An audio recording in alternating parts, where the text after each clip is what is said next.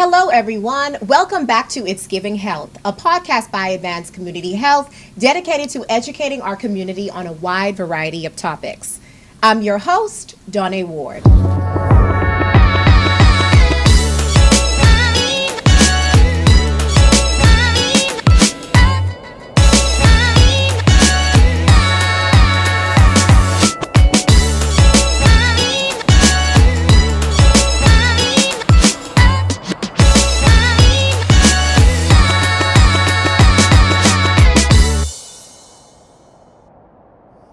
Stress and anxiety are showing up in children and teens at younger ages than ever before.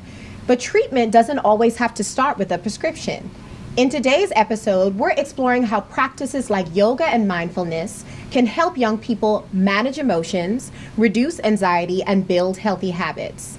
Yoga, essentially meaning union, is the connection of the mind, body, and spirit. This physical and spiritual practice goes back thousands of years, originating in South Asia. Joining me is Patera Foye-Fuller, Director of Pediatrics at Advanced Community Health. She's here to show how yoga can be an effective part of mental health care for children and teens, especially when stress, anxiety, and emotional regulation are concerns. Welcome, Patera. Thank you. We're happy to have you here. Thank you for having me. So let's go ahead and start with your background. Can you tell us a little bit about your role and what drew you to working in pediatrics? Okay. Like you said, my name is Patera Foye-Fuller. I am the Director of Pediatrics at Advanced Community Health. From the very beginning, when I decided to pursue a career in medicine, I knew that children was the way to go. Like, I've never wanted to do another population. I truly enjoy and embrace the youthfulness that they share, the honesty, the innocence, and most of all, the compliance. They do exactly what I tell them to do. So I really enjoy working with pediatrics. Okay. So let's dive in and talk about yoga, right? How can yoga help children and teens manage anxiety and stress? Yoga is amazing. It's on the forefront. It's been very popular for the last probably 5-10 years or so in the medical community as an alternative form of therapy for many things concerning mental health. It gives the children a tool, something to identify with once they notice that they are having the symptoms of stress and anxiety. So it gives them something to intervene and regulate without having to consider medicine, without having to let anyone else know what they're going through at that moment, and it allows them to recover silently. That's a good point. Yeah, that's a point. So, and I feel like I know the answer to this. You're probably going to say it always is. When is it appropriate to consider like the non-medication approaches first? Always. Right. Just like you said. That's what I thought, yeah. It is always appropriate, because what's the harm, right? Right. So once we have established a relationship with the parents where we know that that is something that they're open to, I think it is always appropriate to present it as an initial means to an ends, right? Because sometimes it can stop there. Right? That's you give them true, the tools, you educate them on what the symptoms are and give them the tools to address those symptoms, and you might have an effectively managed child. Yeah. Okay. So what are some, when we talk about, I mentioned anxiety and stress in children and teens, what are some common signs that parents may overlook? I always tell people when they ask me similar questions that stress addressed lets us derail anxiety, right? So stress unaddressed leads to anxiety. So if we attack it and effectively manage it at the level of stress, we don't end up with anxiety, right? So when parents are dealing with children who are in stressful situations or demonstrating symptoms of stress, a child is typically not going to go to mom and say, hey, I'm stressed out today, right? So stressed. Certainly not a 5-year-old, 7-year-old. No. Teenagers might be a little bit more versed in the lingo, but parents are going to have to be in tune to the behaviors of the child, because that's usually where it escalates. Right. The child will usually demonstrate negative behaviors, right? Yeah. A younger child may cry. Right? It may be aggressive behaviors. You might notice a decline in academic performance. They might be more irritable, fighting with the siblings, having trouble sleeping, all of the things. So instead of just saying like, oh, they just acting out, maybe, right. you need to investigate and figure out exactly what's going on. Makes sense. So what are the benefits of incorporating holistic tools like yoga alongside clinical treatments? Excellent question. A lot of times you ask me when is it appropriate to consider? I said always, because a lot of times it ends there, right? The child is then effectively managed, the symptoms go away, or they know how to deal with them, right? If it is a child, say for example, a child that has ADHD, for example, another mental health concern, you may be able to not start medication. And if you're on medication, once you have a complementary tool such as yoga, breathing techniques, what have you, you're able to stay at your same dose for management. You might be able to go at a lower dose for management because you have complement therapy. Okay. So what does a typical yoga practice for kids look like? I practice yoga. I also teach yoga as well, but I don't work with children you, right? So what would you say is a typical yoga practice for kids? How is this different from adult classes? I would argue that it's not different, right? In the sense of understanding what yoga is. Like you said, it is the union of mind, body, and spirit. True. By way of utilization of the breathing and movement techniques. Also ethical and moral principles incorporated in that as well. So I always tell people to start your yoga practice based on what your needs are, right? I say meet people where they are. Like get on your mat and let yoga be what yoga means to you. A lot of people will say, I can't do yoga because I'm not flexible. Oh, I hear that all the time. Before you start a practice, I feel like you have to dispel some of those myths. You don't have to be flexible to do yoga, right? Because like you said, it's the union of mind, body, and spirit. Yoga can happen simply with breathing, which in yoga we refer to that as pranayama, right? You can do an entire yoga practice and never move your arms and legs, right? A child sitting in a 4th grade classroom might be feeling their heart rate increase because they have test anxiety, right? If we have taught them the appropriate tools to use, they can simply go through diaphragmatic breathing. Breathe in for a count of 4 and release that same breath for a full count of 4, thereby effectively decreasing your heart rate, decreasing that tightness in your chest, and being able to proceed and do well on your test. I love that you said that meeting people where they are and not, because even you don't need a yoga mat. You do not. You don't need fancy yoga leggings or anything to do yoga. So no, I'm really happy that you pointed that out. Right, it is what you need it to be at that moment. It may be breathing. When I was in the NICU, actually, I would often do yoga techniques with the baby. When babies come in and I'm doing the newborn visit, I show moms with the expectation that colic can happen around 2 weeks.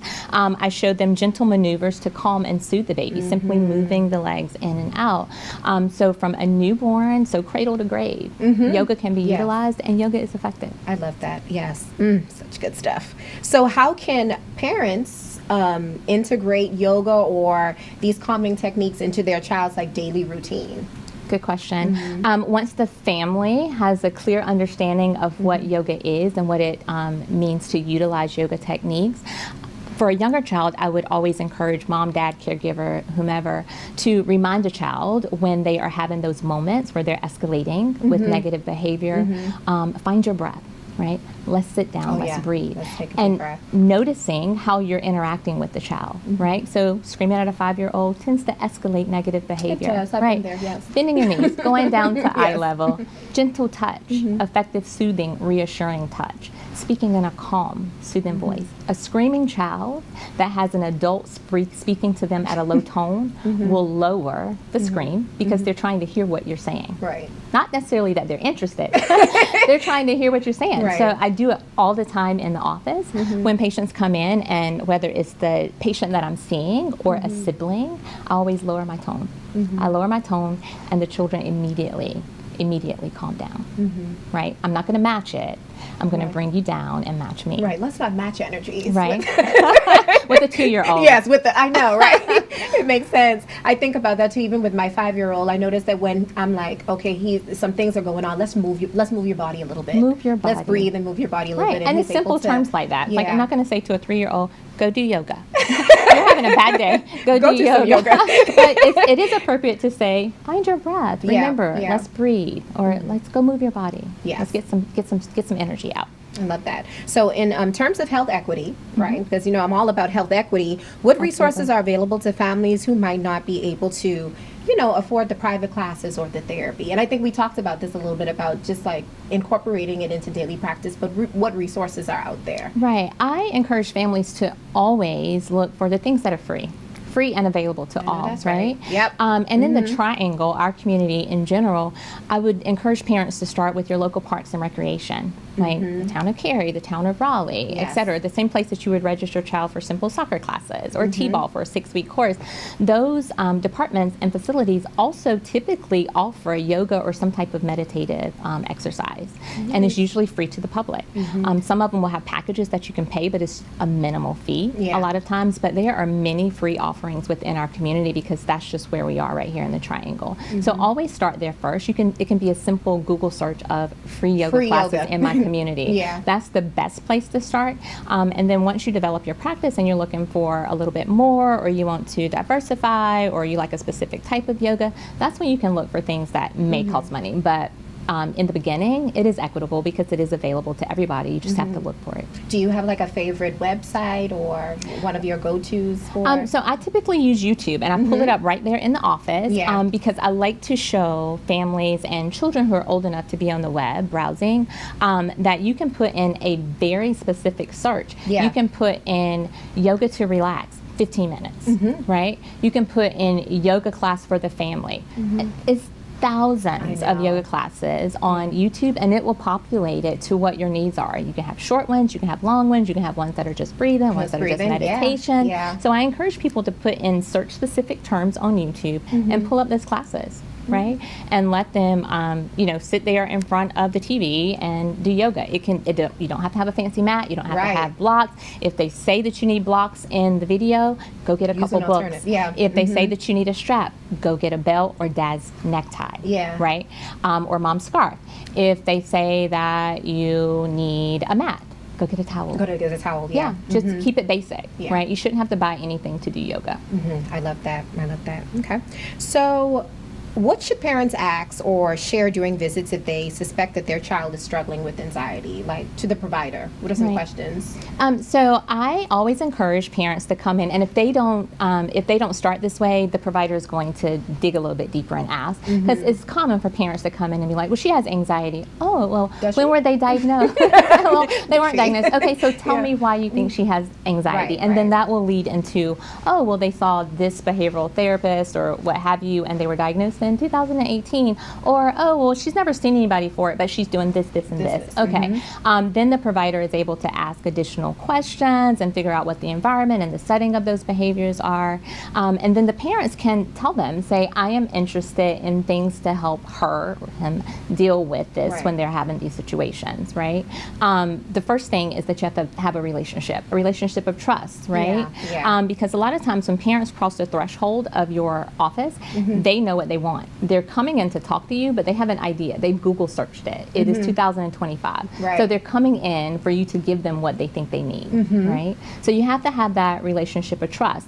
Hopefully parents will feel empowered enough with their provider to say, hey, I'm interested in things that don't include medicine. Some may say, I'm interested in things that don't include therapy or talking to a therapist, because as we work through this negative stigma that seems to still be attached to mental health and counseling and addressing those things and making us feel weak, we have to make them feel empowered and let them know that it is okay. It is okay to seek assistance. It's okay to seek complementary therapies, right? So just be empowered and know that you are a partner in your child's health care, and you don't have to follow. Right? We make recommendations. We give you advice. We make our medical recommendations based on science, research, the literature, etc. But at the end of the day, it's a partnership. And if what you're looking for is complementary alternative therapies, then that's something that we should both feel comfortable discussing. I love that. If people could look at it, it is a partnership. Like you are actually in charge of your health. It's 100% a partnership. You have a voice in what happens with the care of your child. Okay. Love that. So how can community health centers like Advanced Community Health help families explore and just access these non-pharmacological care options? So at Advanced specifically, because that's where we are, we do a great job with offering the alternative therapies, because we have sessions where we offer yoga with yours truly as the instructor. So we've offered a few already, and there will be more coming. So we want it to be something that people can come to regularly. We don't do it for a particular age group. Most times it's in the setting of family style yoga, right? parents come out, siblings, the actual child, and it's an introduction. They've usually heard about it in their visit with me in particular, and then they're allowed to come to a session and see for themselves. And most people will then view Advance as a safe space, right? Because there is this intimidation factor that goes along with going to a yoga class. I know, it is. You feel like you have that imposter syndrome. Everybody is going to know more than I know. Right. But if you come to everybody's going to be looking at me. Everybody's going to be so flexible and bending over Yeah. backwards, and that's just not the case. Right. So when we invite them to Advance, it introduces them to it on a safe space. So I remember when I first came to Advance 5 years ago, I would talk about it very, very softly as a gentle intro. Now I have kids coming in who have participated in some of those classes, and they will ask me, when is our next yoga class going to be? So they're excited about it because they know the fear of the unknown is gone. So I hope that as we go forward in the future, other community health centers will join us as we move forward and introduce this in the primary care setting so that children view it as something that I can do that was recommended to me by my doctor. I like a holistic approach. That's what I love about it. Yeah. Doctor approved because it's offered to me in my provider setting. Yes. Well, thank you so much. You're so welcome. For this conversation. I thoroughly enjoyed this. The research is clear. Tools like yoga and mindfulness don't just calm the mind in the moment. They can help children build lifelong skills for managing stress. Thank you to our listeners. Remember, mental health care for kids doesn't have to start and end with a prescription. Sometimes small steps can make a big difference. Patera, I'd like to thank you again for your time and this amazing conversation. And also, everyone, if you are looking for a healthcare home, Advanced Community Health welcomes you with open arms. We have an amazing team of board-certified healthcare professionals, as you can see, ready to serve you. For more information and to schedule an appointment, give us a call at 919-833-3111. As a reminder, you can catch us every third Thursday for a new episode of It's Giving Health. You can find us on Apple Podcasts, Spotify, YouTube, or Podbean. Subscribe to Advanced Community Health at Advanced CHC to stay up to date on the latest episodes. I am your host, Donnae Ward. I'm Patera Foye-Fuller, and It's Giving Health.